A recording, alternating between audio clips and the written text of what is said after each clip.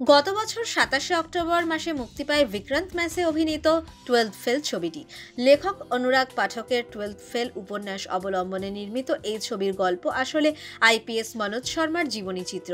এই ছবি দেখার জন্য হলের বাইরে লম্বা লাইন না দেখা গেলেও ওটিটিতে সুপারহিট। দর্শকের হৃদয়ে জায়গা করে নিয়েছে বিক্রান্ত ও মেধা শঙ্করের অভিনয়।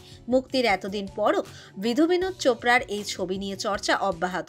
সাধারণত কারো জীবনী চিত্র করলে তাকে একটা সাম্মানিক দেওয়ার চল রয়েছে, তবে এই ক্ষেত্রে ঘটল ব্যতিক্রমী ঘটনা।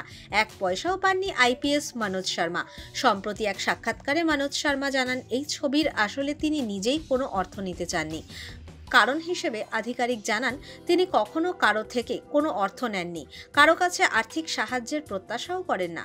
মনোজ বলেন, আমি ভীষণই সৎ, ঠিক যেমনটা আমার চাকরি পাওয়ার সময় ছিলাম। আমার স্ত্রীও ঠিক তাই।